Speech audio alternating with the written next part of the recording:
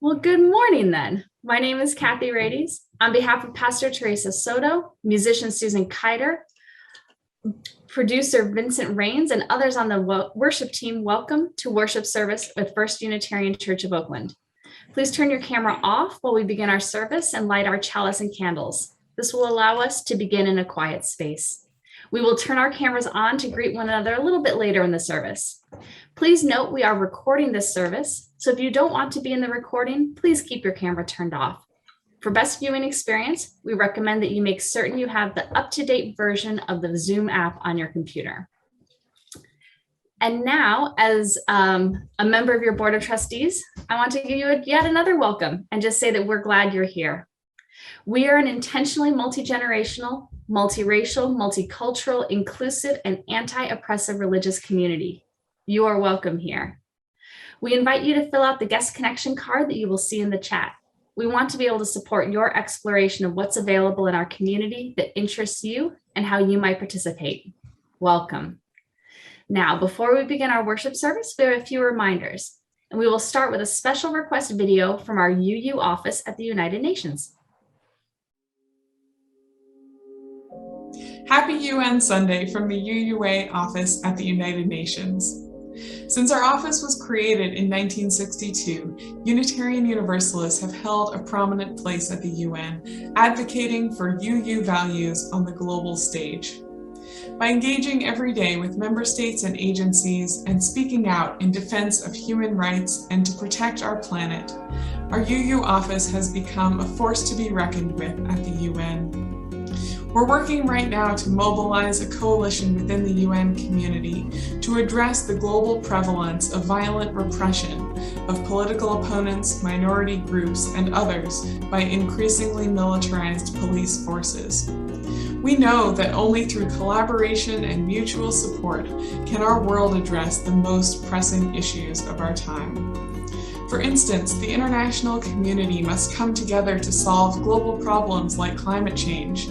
And we know that governments and multinational companies aren't the ones who have the right solutions.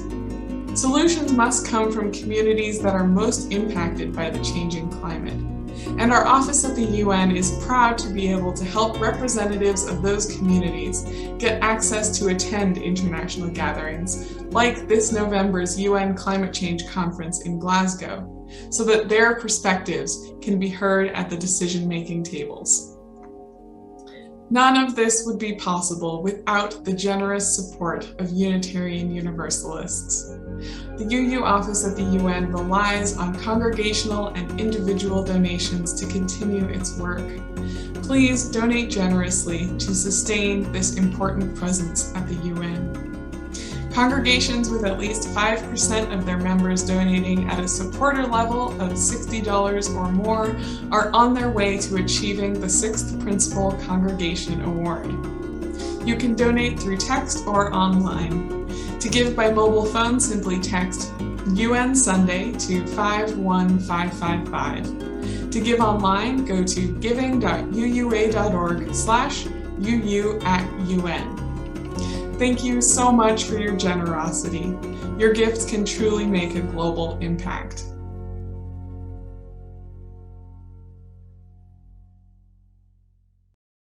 Now, just a few more announcements from our congregation. This Tuesday, October 26th at 6:45 p.m. is going to be our October board meeting for your Board of Trustees. We'll start with an open comment period at 6:45. Your board is always up to something, so please feel free to join us and get a sense of what your board is working on this month. On Thursday, October 28th, our October book group will be meeting from 6:30 to 9:30 p.m. I know Emily Stoper has something engaging and thoughtful in mind for everyone who's able to attend. And next Saturday, October 30th at 3 o'clock to 5 p.m., we're going to be having a plaza trick or treat. All ages are invited. Volunteers are wanted and treats are needed. Please email revsoto@uuoakland.org if you're able to help or participate. Thank you. Thank you, Emily, for leading us in our chalice this morning. We light this chalice, symbol of Unitarian Universalism. May it remind us of the divine spark in all of creation the power of love to heal what is broken, and to be grateful for life's blessing each day. And now we come to the Black Lives Matter candle.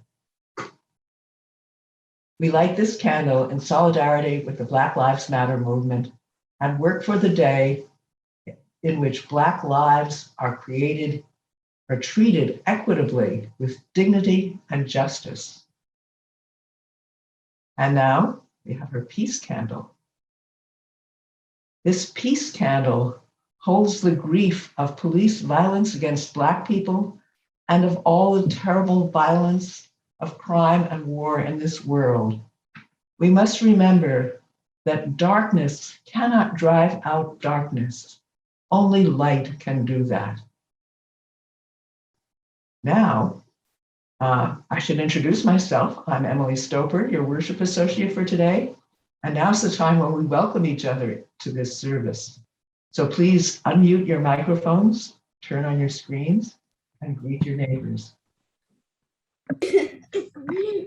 Good morning. Good morning. Morning, everybody. Morning. Hi. Hi, Dick. Hi, Kathy. Hello, everybody. Morning. Hi, Claudia. Good morning. Hello, Amy. Hi. Hello. Good morning, Emily. Hi, Carol. Friends. Hi, Hi, Janet. Noemi. Hi, Noemi. Hi, Hi, Marcia. Hi, Hi, Kathy. Pastor Mary Hi, Lynn. Noemi. Hi, Dick. Susan. Very How are special you? morning, my friend. Hi, Teresa. Hi, Teresa. Hi, Reverend Ninan. Susan. Hi there. Dennis. Anna. Dennis. Hi, Mary. Hi, Marilyn. Hi there. Corliss. Hi. Nice to see everyone. Evelyn. Hi, Tamara. Janet. Hi, Tom. Hi, Hi, Aaron. Dick. Hey, welcome, Dick. I haven't seen you in a while. Morning, Debbie. Good morning. Hi, all. Morning. Hi, Carol. Good morning. Oh, that's Hi fun. there. It's just Hi, me. Mary. It's just me. Welcome back, everyone. Hey, Bill. In 2012, 4 friends in Irvine, California formed a company called the Oculus, and they created headsets for virtual reality video games. The video games are played with a character that players control with a headset and hand controls. That combination of tools allows players to have an experience of being immersed in the game and have a total experience. Reverends Jeremy Nickel and David Soto participate weekly with church in virtual reality. They join us here to share lessons from the medium. So David Soto is my brother. So I call him Pastor Brother. And he's going to tell us more about this. So stay tuned.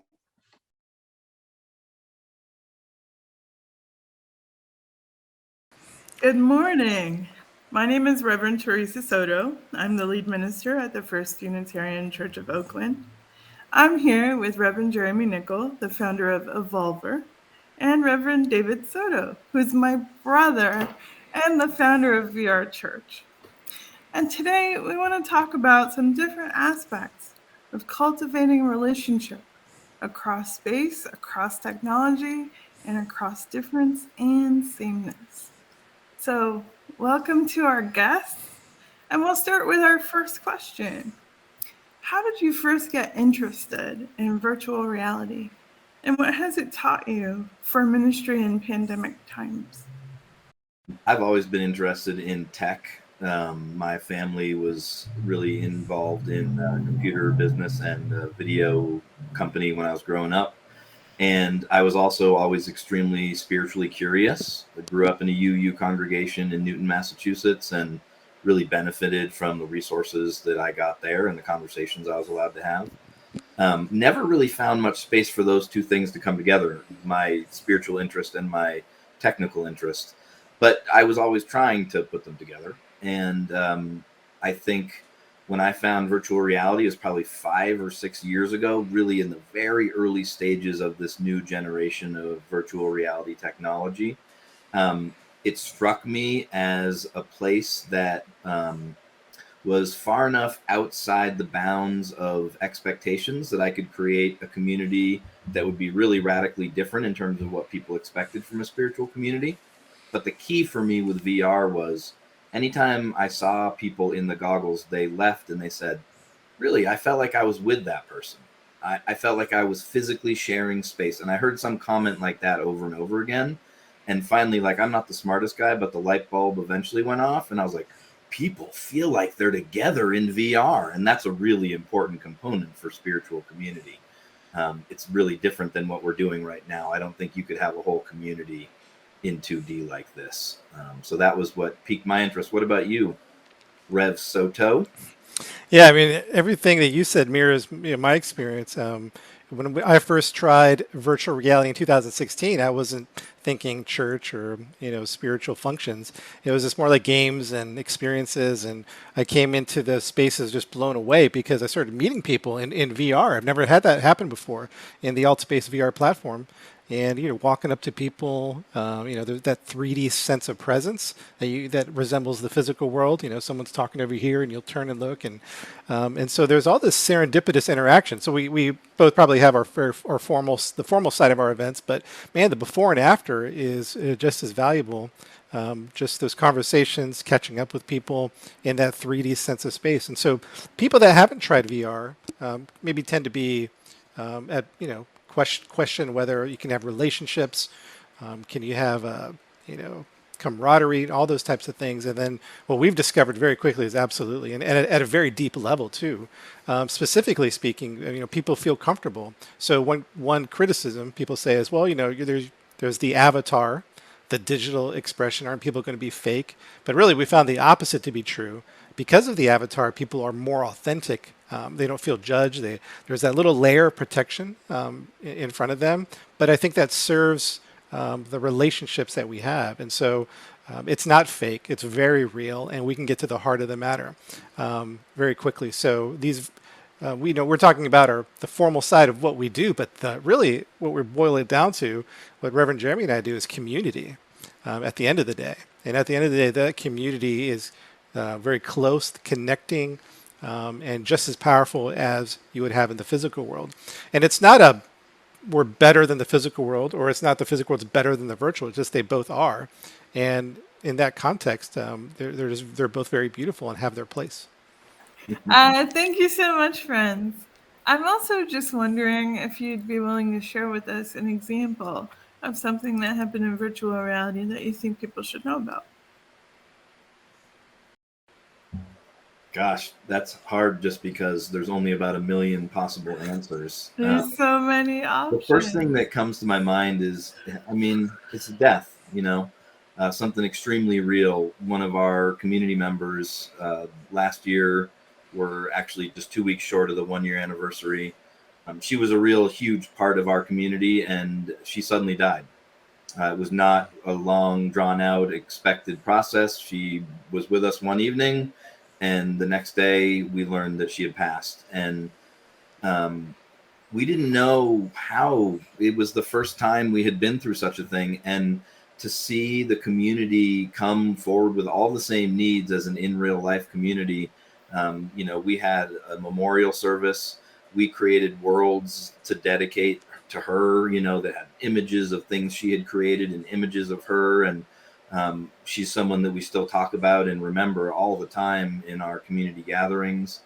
So, it doesn't get more real to me than the loss of someone you care about. And that experience for our community was every bit as powerful. And in some ways, she's still with us. We have artifacts of her that we're able to continue to interact with, and really feels like it keeps her spirit alive with us in a very real way. Thank you. Yeah, like Jeremy was saying, there's just so many stories you could pull from. And, one of the things that stood out to me early on was when I was talking to you earlier about the avatars feeling more authentic. I remember having a conversation with somebody I just met. It was a young man from Boston, and he really opened up about suicide and depression and those thoughts. And a friend later said that was so interesting that he would immediately start talking to you about that. And not that that wouldn't happen at, let's say, pastoring a physical church. I'm sure that we could get there, but there's that stretch of trust and building that trust and relationship. And then weeks to months later, well, let me tell you what's going on. But virtual reality accelerates that experience. And so that's just one example of many of people that, are just really looking to connect, particularly in the pandemic. And both of us are not pandemic pivots. We were long well established before the pandemic even happened. And so I think that you asked earlier, how did that set us up for the pandemic? Well, really, to one degree, we just went right into it without batting an eye. There was definitely an increase of people attending because many spiritual communities shut down. There wasn't an online church for them to attend or a stream to watch. So we definitely saw an increase and still continue to this day. Yeah, and to one degree, I don't know, for Reverend Jeremy, I don't want to speak for him, but we just kind of kept going. The storm was I felt like we were a submarine just under the water, and we'd peek our head up. It's all going crazy, and then we're like, all right, we're going back down into VR, and we'll see how see everyone survives. Yeah, I think we realized that we were really perfectly positioned to respond to people's needs in the pandemic. They were at home, they couldn't be with people. But we had a completely COVID-safe environment where they could be very social. So we ramped up everything we were doing. We did more of everything in response to the pandemic. And at the same time, I hadn't been leading a brick and mortar congregation for some time, but during the pandemic, returned to interim ministry with the UU congregation of Boulder. And it was really nice to have the experience of the previous 2 years with Evolver to help me know, how can I get these folks being social with each other? How can we make worship more dynamic in Zoom? And I was able to really draw on direct things that I had been doing in Evolver. So you ended up seeing some crossover. Yeah, not necessarily in people going from one space to the other, but definitely learnings crossing over for sure. Tools and applications. I'm also wondering, most of us in our context, we've been away for 19 months and we're hoping to get back to the building soon. But I'm still reflecting on those lessons y'all are mentioning about hospitality and connection and really being present with one another. And I think y'all aren't going to have a problem that I'm going to have where people in person feel awkward to be back in person together. And there's something in the back of your mind saying, someone's about to breathe on me. What would y'all say are the hospitality lessons we can take going into the future? Well, I know one of the things, I bet DJ will relate to this as well. Since what we're doing is really new, we have to teach people how to do what we're doing a lot. And I think while you return to in person, it'll be important not to assume that everyone remembers how to do that. And I think it'll be really important to be intentional about, naming what it means to be like, how are we together? What do we do? Maybe reviewing our covenants and really thinking intentionally about those things and not just assuming, because I think both will be out of practice, meaning the people who are returning. But I'm also hoping there's a big group of people out there who've been sitting around spouting really good intentions about what they're going to be like when they get out of the pandemic. And I think a lot of them could find UU congregations to be an important place to do that work. And they'll be new. They'll be brand new. And so they'll really need help understanding what it means to be a part of that community. That's wonderful. Thank you. Yeah, concerning hospitality, one thought I had is it's a great opportunity to maybe reset the culture if needed. So I don't know everyone's particular culture, but to ask those tough questions: were we a welcoming tolerant, inviting group of people, or are we not? And so to ask those internally, externally, discover what that is. And I guess the point I'm trying to make is if you discover, oh, I don't think we were what we thought we were, it's a great time to reset that, to get the leaders in your direct community together and say, here's how we're going to express ourselves when it comes to hospitality. And what's interesting is we've done that a bit even in VR, just kind of reflect and are we becoming cliquish? We've done this for years. What do new people feel? So we're really having those conversations, even in a VR sense, of how people perceive the experience. Do they feel welcome? Is somebody waving at them, saying hello? All those encouraging things that we can do. So it's a good opportunity just to reset and reflect. Thank you. I think I'm interested in that, right? I'm interested in our possibilities going forward. We'll be revisiting those thoughts and those possibilities. But next, we'll have Forget Your Perfect Offering, performed by the UU Oakland Pop-Up Choir. You can stay muted and sing along as you wish. Forget your perfect offering. Forget your perfect offering. Ring the bells that you can ring. Ring the bells that you can ring. There is a crack in everything. There is a crack in everything. That's how the light gets in. That's how the light gets in. That's how the light gets in. That's how the light gets in. Forget your perfect offering. Forget your perfect offering. Ring the bells that you can ring. Ring the bells that you can ring. There is a crack in everything. There is a crack in everything. That's how the light gets in. That's how the light gets in. That's how the light gets in. That's how the light gets in. Forget your perfect offering. Forget your perfect offering. Ring the bells that you can ring. Ring the bells that you can ring. There is a crack in everything. There is a crack in everything. That's how the light gets in. That's how the light gets in. That's how the light gets in. That's how the light gets in. Forget your perfect offering. Forget your perfect offering. Ring the bells that you can ring. Ring the bells that you can ring. There is a crack in everything. There is a crack in everything. That's how the light gets in. That's how the light gets in. That's how the light gets in. That's how the light gets in. For our reading today, we'll be sharing a piece of the story of Archie and Mahitabel. It's kind of old. You might not have heard of it, but you may have because it's a serial story published over time in a newspaper about a friendship between a cockroach and a cat. One of the things we're going to think about as we listen to the story is how do we imagine friendship?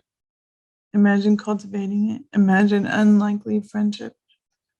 And it's an unlikely connection. The cockroach jumps on the typewriter keys at night to leave notes for the people in the office.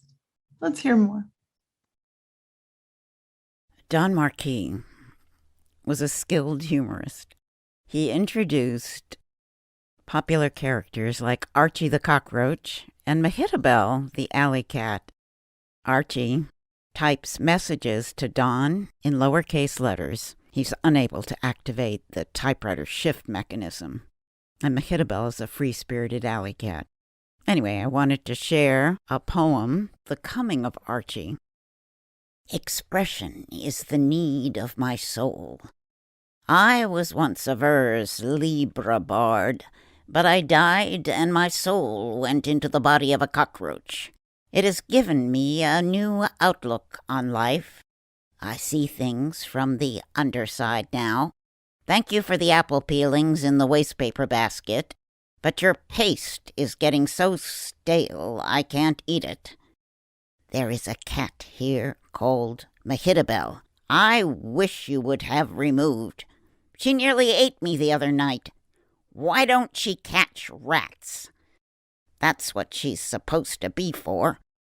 There is a rat here she should get without delay. Most of these rats here are just rats. But this rat is like me. He has a human soul in him. He used to be a poet himself. Night after night, I have written poetry for you on your typewriter.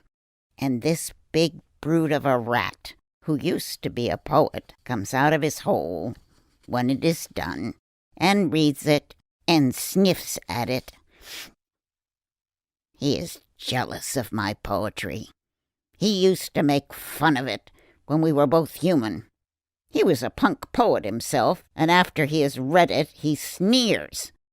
And then he eats it. I wish you would have Mahitabel kill that rat. Or get a cat that is on to her job. And I will write you a series of poems showing how things look to a cockroach. That rat's name is Freddy.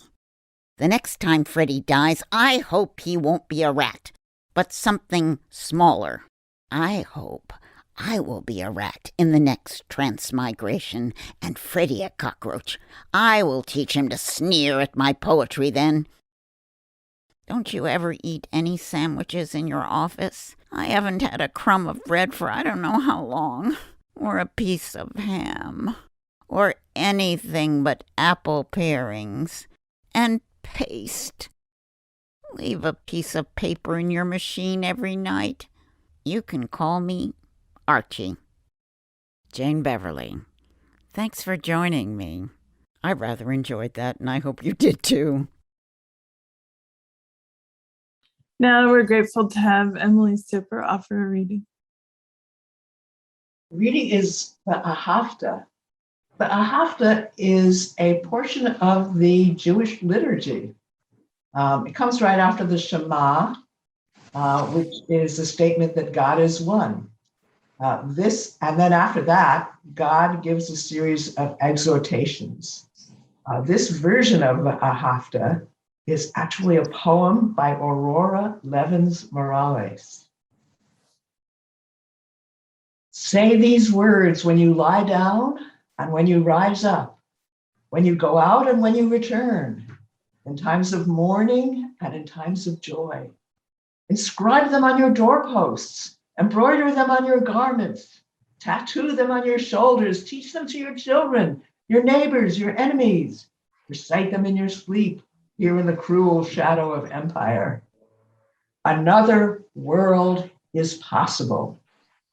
Thus spoke the poet Roque Dalton. Altogether, they have more death than we, but altogether, we have more life than they. There is more bloody death in their hands than we could ever wield, unless we lay down our souls to become them, and then we will lose everything. So instead, imagine winning. This is your sacred task. This is your power.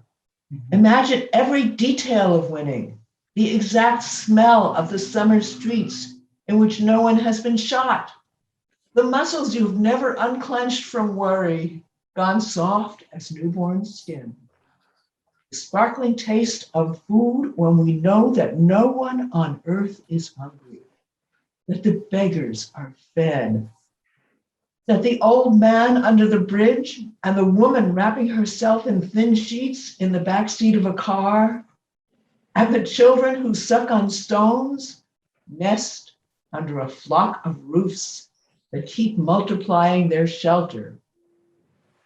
Lean with all your being towards that day when the poor of the world shake down a rain of good fortune out of the heavy clouds, and justice rolls down like waters.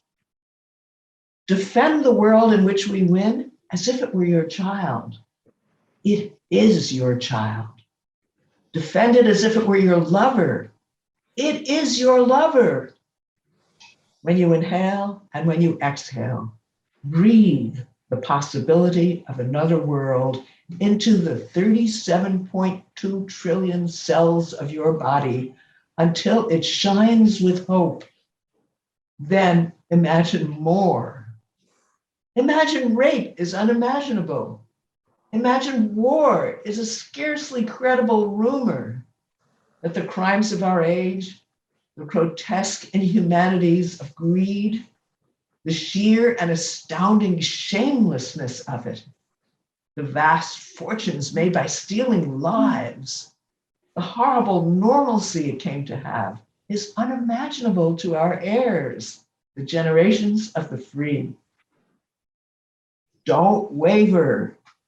Don't let despair sink its sharp teeth into the throat with which you sing. Escalate your dreams. Make them burn so fiercely that you can follow them down any dark alleyway of history and not lose your way. Make them burn clear as a starry drinking gourd over the grim fog of exhaustion. And keep walking. Hold hands, share water, keep imagining, so that we and the children of our children's children may live. Today, let us pray. As we are surrounded by the transitions of autumn, there are reminders that no matter how hard we hold on, we must also let go. It is Gwendolyn Brooks who said that even if we are not ready for the day, it cannot always be night. We gather and as we are able, open our hearts to the slant golden light of autumn, to the light that shines both on us and in us, that shines from the hearts of those around us. The weather, the pandemic, circumstances may be unpredictable, but we are held in community, held in a love that will never let us go. We meet the melancholy and changing light of the season with kindness and care.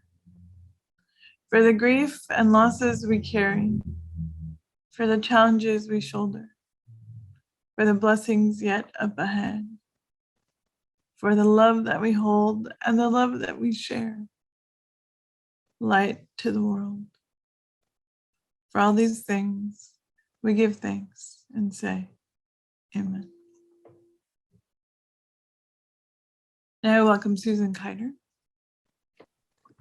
Good morning. Good morning, my friends. I'm so delighted to see you and be with you. It is my privilege this morning to sing Fuente de Amor, Spirit of Life, with you and for you. And although we cannot hear each other's voices, we can hear each other's hearts.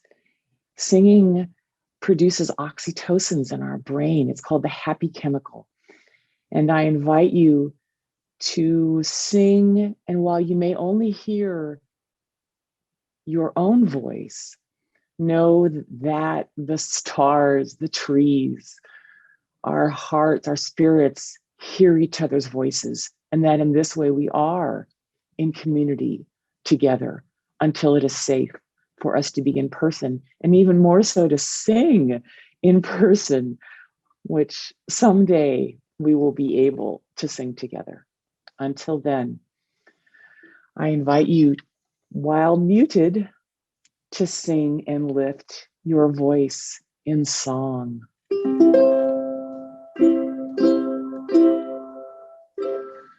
Fuente de amor, ven hacia mí, y al corazón cántale tu compasión.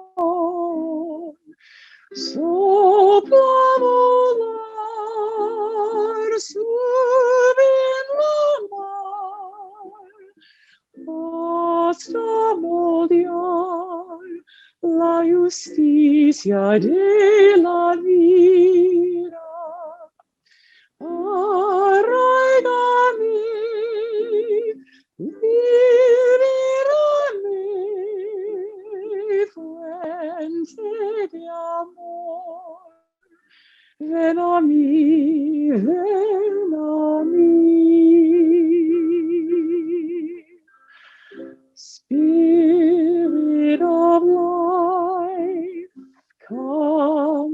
come to me. Sing in my heart all the stirrings of compassion. Blow in the wind, rise in the sea, move in the heart, giving life the shape of justice. Roots hold me close, wings set me free.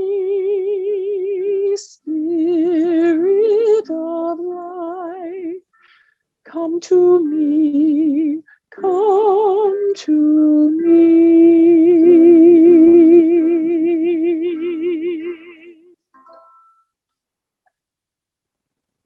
Be well, my friends.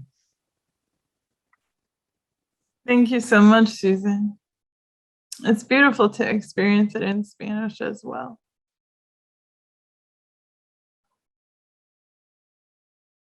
Next week, Circle of Oak will be leading a Samhain celebration, and they would like to invite you to send pictures of ancestors, blood relatives, mentors, or similar inspiring people by email so they can be part of the service.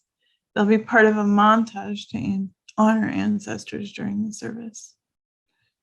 You can send them to circleofoak@uuoakland.org, and you'll see that email in the chat.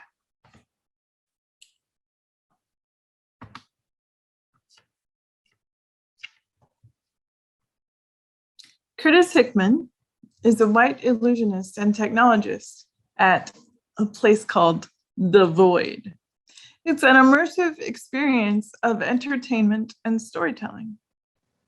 The New York Times, for you Star Trek fans, suggests that Hickman and his team basically created a holodeck. Hickman says, virtual reality is all about democratizing storytelling. It gives people more control over the experience.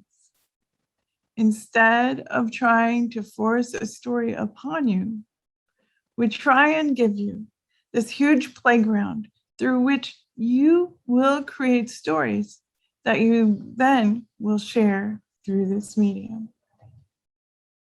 Does that sound like someone's Unitarian Universalism? We know that for a fact, many stories are important.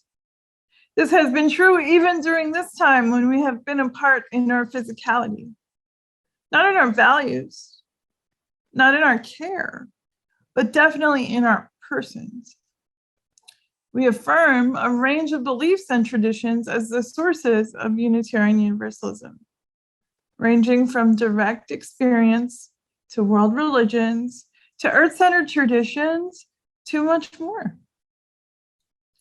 As Curtis Hickman suggested, instead of trying to force a story or a source of ethics and faith upon you, we try and give you this huge playground through which you will create stories. The urgency that we are each and all feeling to return to in-person congregational activity is real.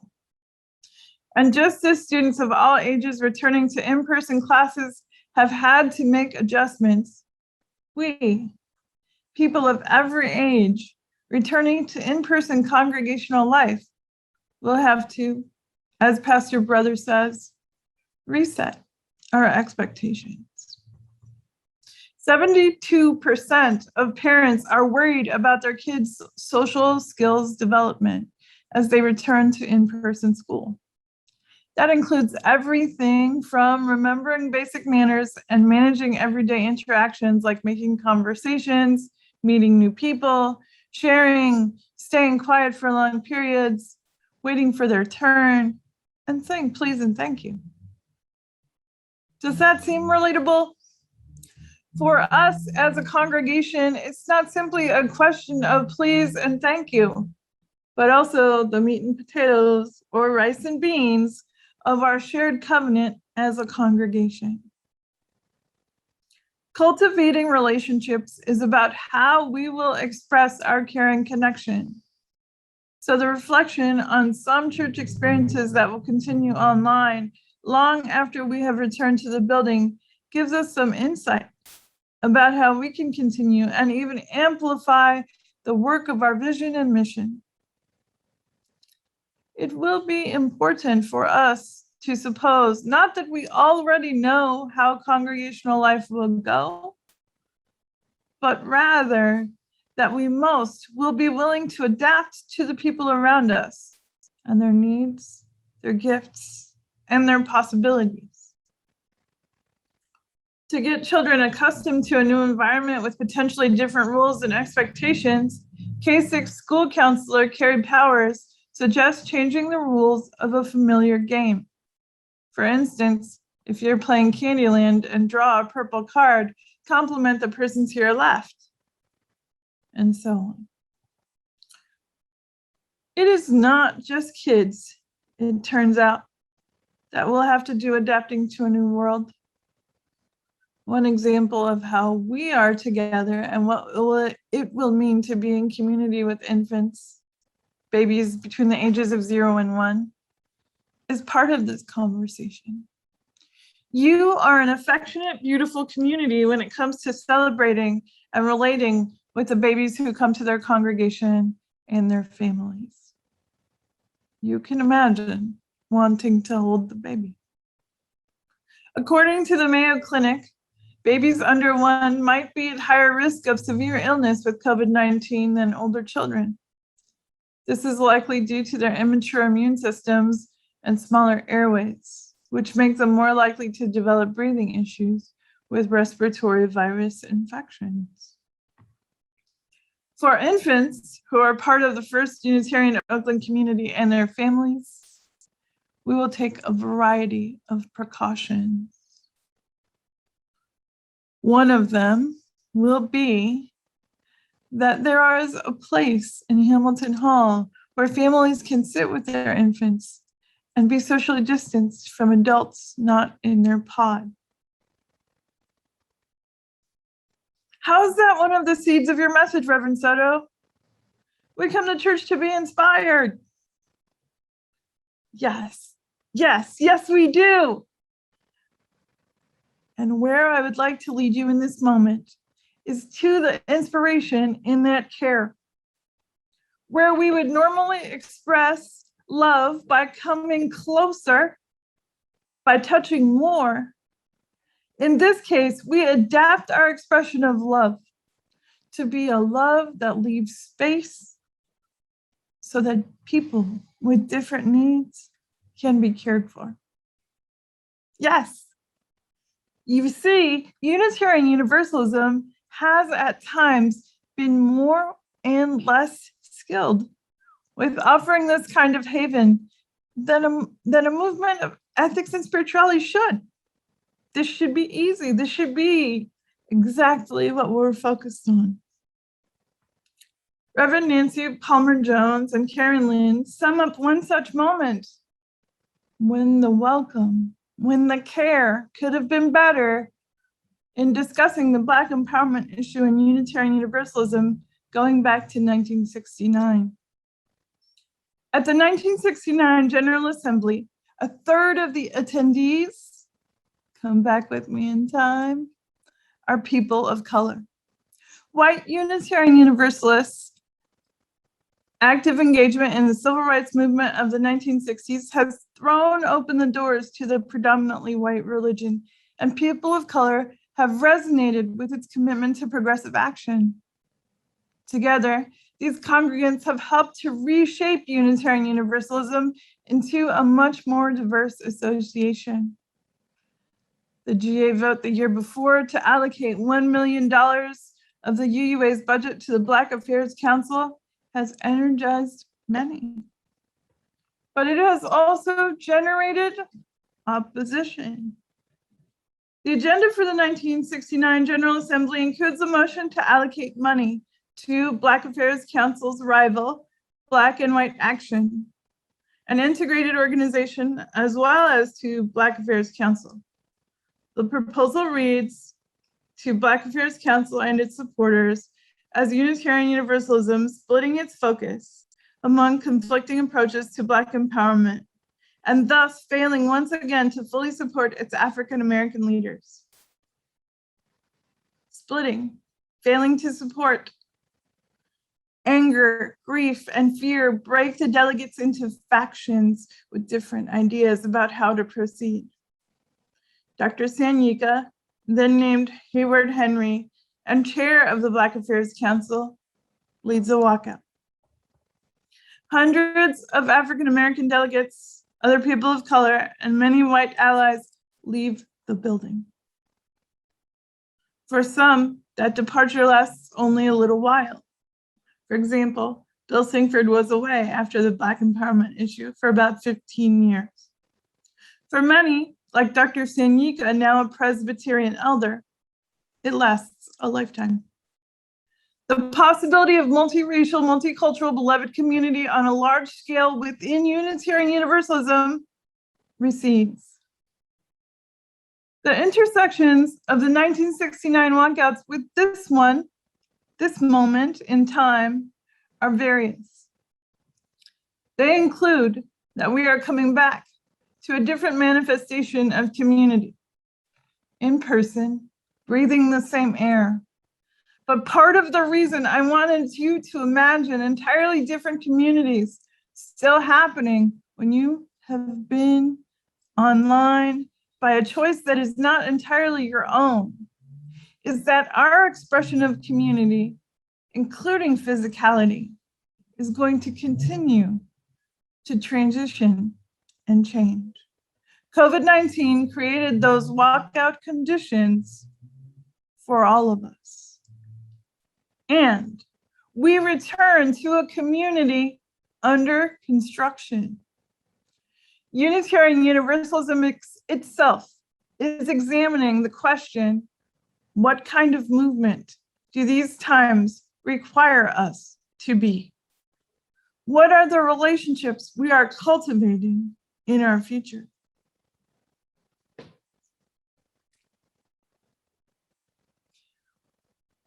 We can go from contemplating entire movements to considering the Spanish nun, mystic, and reformer, Teresa of Avila, and her book about the inner life.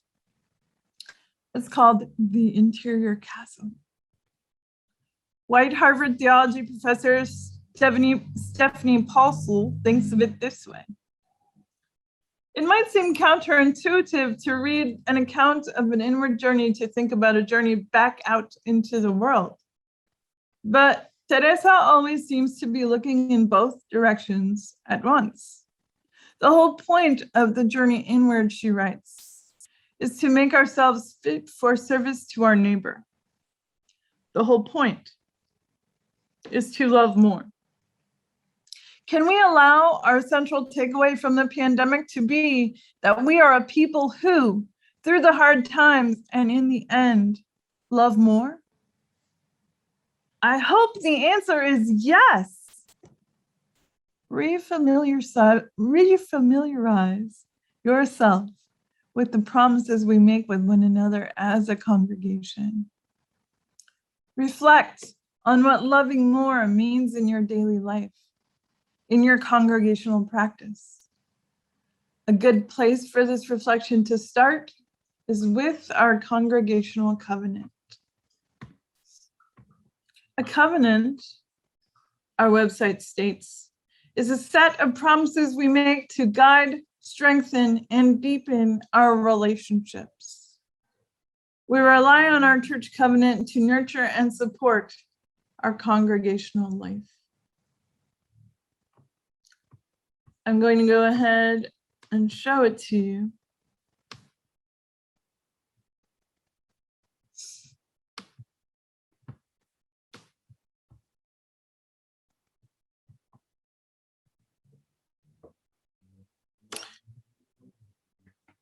And I'm going to click to the website.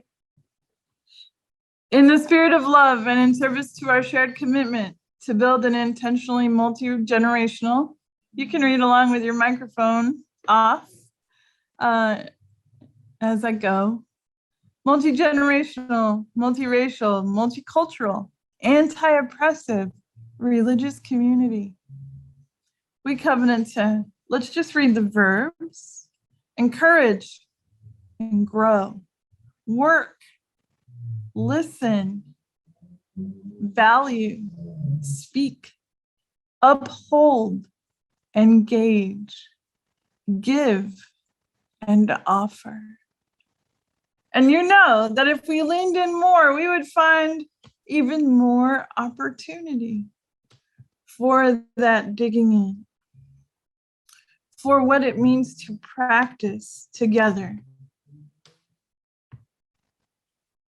Henry Hayward never returned to Unitarian Universalism, but he has this to say about our shared religious and ethical practice.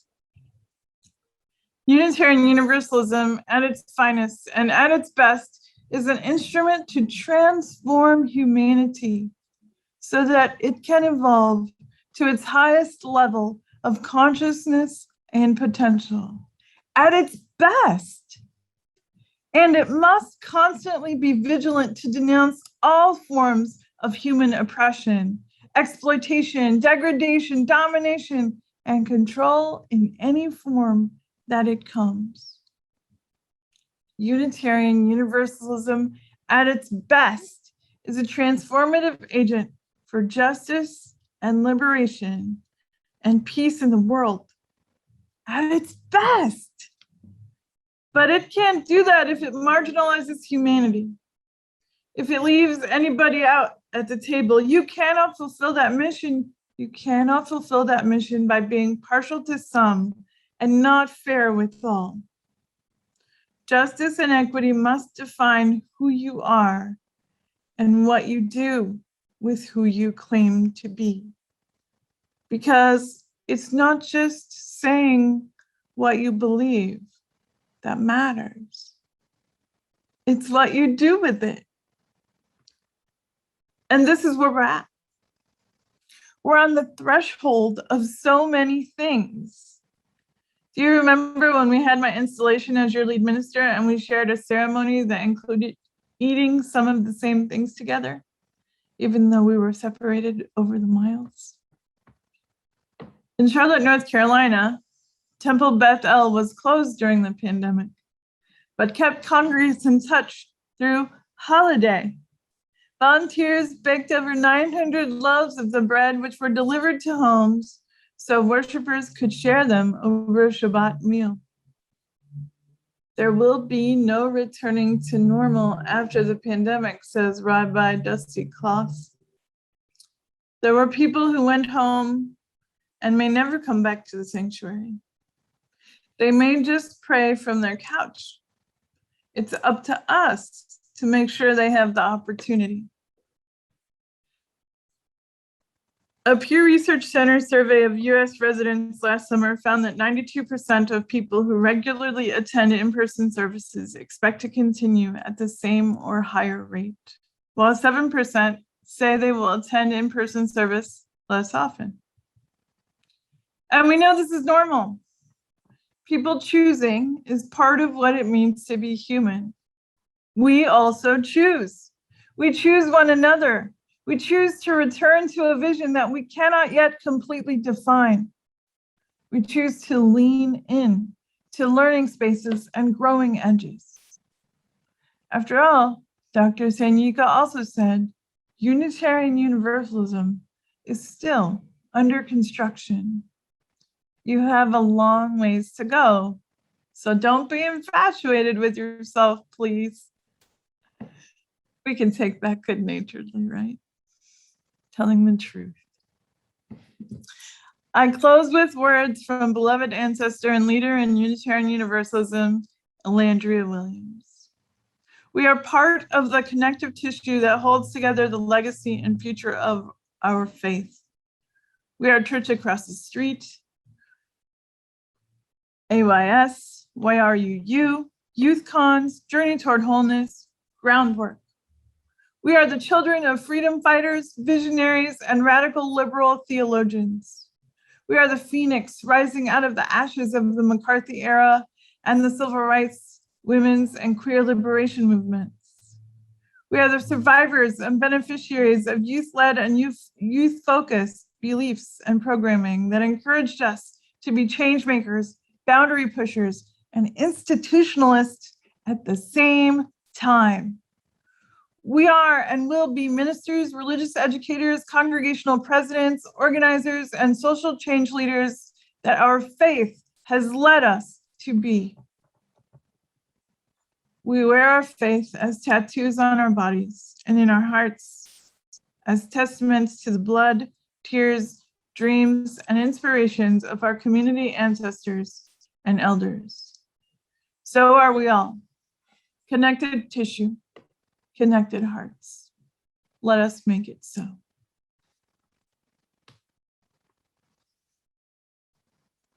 Now is the time I'll invite you to share generously with this community.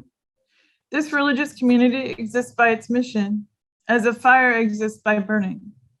But a fire cannot burn without fuel.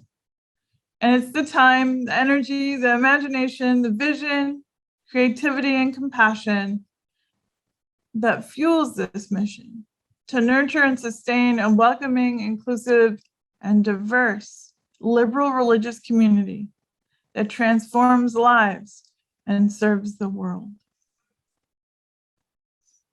We have been away and we have been apart, but as we return, your generosity will continue to fuel this mission. You'll find information for giving in the chat, and we thank you for your generosity. In just a moment, we'll say the words of congregational commitment together.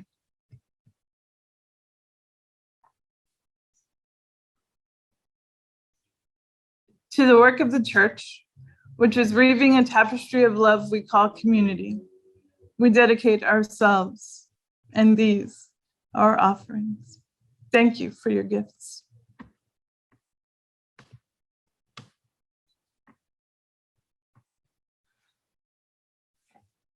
Now we have Give a Little Love by the Crescendo Choir.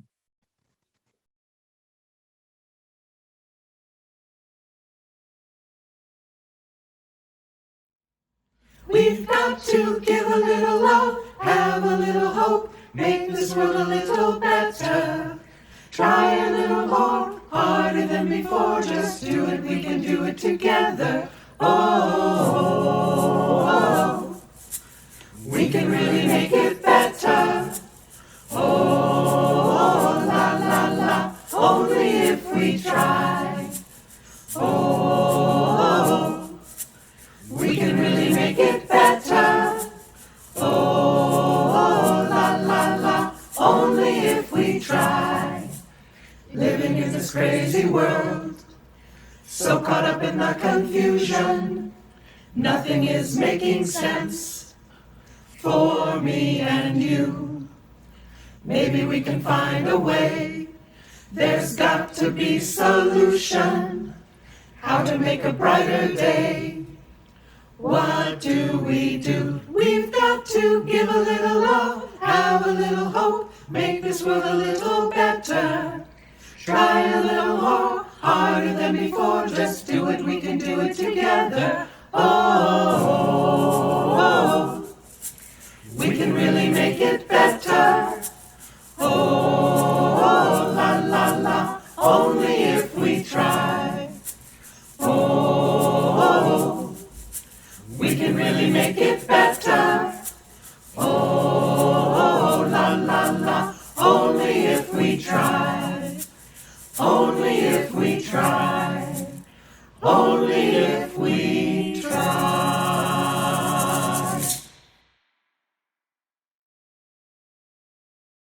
For our benediction today, I'd like us to co-create it. So I'm going to go ahead and share my screen. The word I'd like you to think of is the gift that you would like to receive, that you would like to give, how we connect across space, how we connect as we move toward the building. So a blessing I would like to give you in this time is kindness. Go ahead and unmute and tell me others. What blessings would you connect our community with?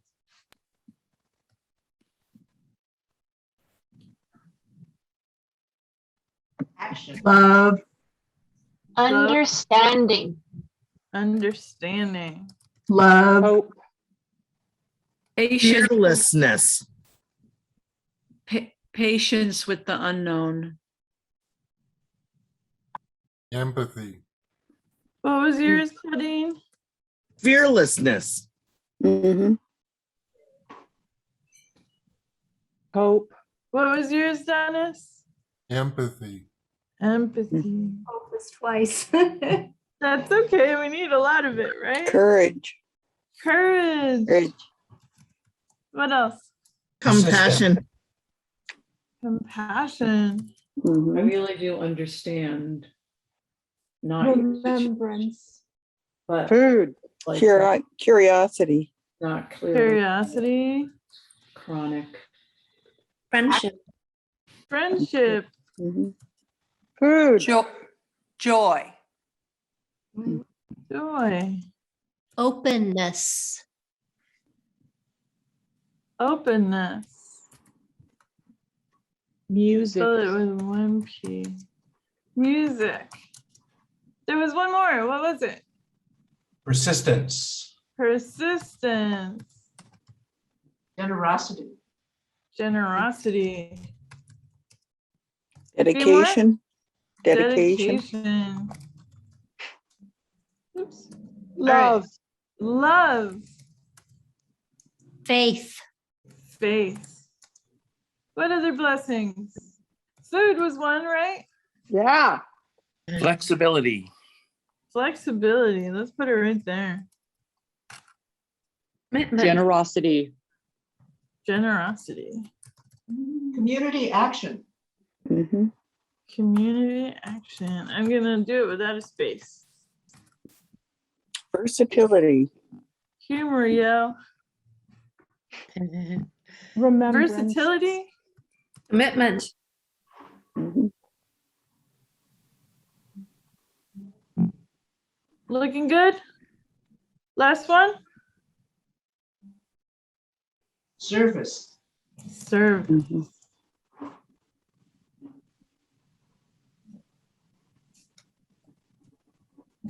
All right. Let's see what happens. Are you ready?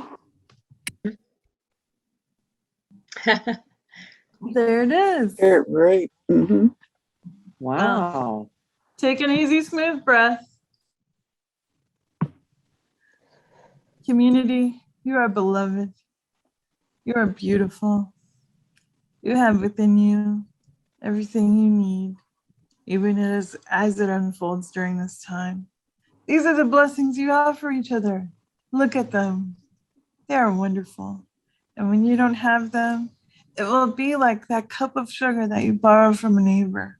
We share them with each other. Go into your week. Be your very best self. Imagine that we are waiting for you to return. May it be so. Amen.